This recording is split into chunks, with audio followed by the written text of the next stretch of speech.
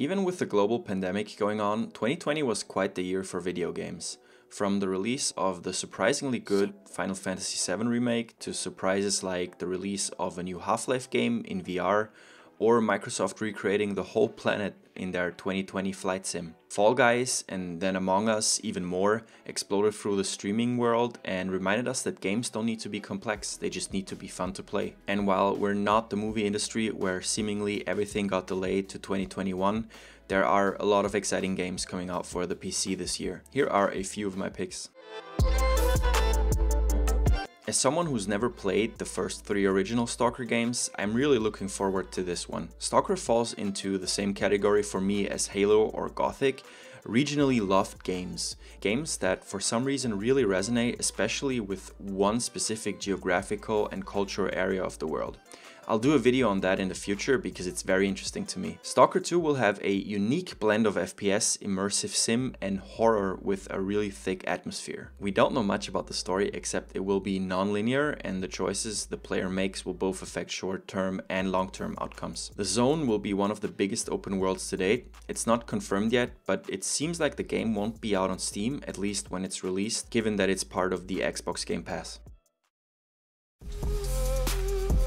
The first Riot Forge project made by Airship Syndicate. Ruined King is a isometric turn-based RPG set in the world of Runeterra and its 2 regions Bilgewater and the Shadow Isles. 6 League of Legends champions come together and set sail for the Black Mist of the Shadow Isles. Big Titty GF for Western audiences, Big Titty GF but with muscles, muscles with a mustache, Water Corpse, Big Titty GF for Eastern audiences, and an Edgelord. Ruined King, a League of Legends story, releases on Steam and the Epic Games launcher sometime in 2021.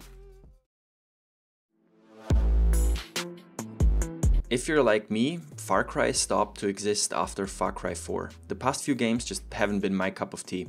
But Far Cry 6, oh boy, what a trailer. Far Cry 6 will be an open world shooter set in a fictional island nation of Yara, which basically is Cuba. Story-wise, almost everything points towards the game being a prequel to Far Cry 3 and therefore Vaas's story. It's the fight of the resistance against El Presidente. How the player character influences the story and on what side they will be on is unknown. Far Cry 6 releases on the Epic Games launcher and Ubisoft launcher.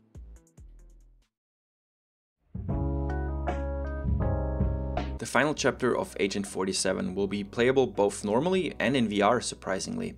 All locations from the previous games will be accessible through save files. You can also directly import your Hitman 2 save file, which will influence the start of Hitman 3. Like the previous games, Hitman 3 will be a stealth game set in a sandbox open world. The game will release on the 20th of January as a PC exclusive on the Epic Games launcher, except if you're one of the 12 Google Stadia users and you want to stream the game there. So you can do that, I guess. The first game to actually take the loop shooter concept to the first-person AAA market, and it seems good. Arcane Studios have created quite the moody and mysterious world with the island of Black Reef. Story-wise, you are stuck in an eternal time loop where the player is an assassin that tries to stop this time loop from happening while being hunted by the island's inhabitants and a rival assassin that tries to kill you for good this time. Deathloop comes out on Steam and the Bethesda launcher on the 21st of May 2021. New World is made by Amazon Game Studios and has been delayed twice already, but from watching the alpha gameplay, it seems like an interesting MMO to play. Instead of an open world PvP system, in New World you have to opt in to one of the 3 available factions. When you're in one of them, you can declare war on another faction's land or castle. Initially it was said to be a free-to-play game, but now it seems like you need to pay 40 of your local currency for lifetime access. The game is set in Eternum, where an ancient evil tries to eradicate all traces of humanity. New World comes out on Steam in the spring of 2021. Made by Relic Entertainment, Age of Empires 4 is the long-asked 4th installment of the beloved strategy series. The game is set in the medieval era. We've seen the English and the Mongols so far. Otherwise, not much is known about the game. It will likely release sometime in 2021.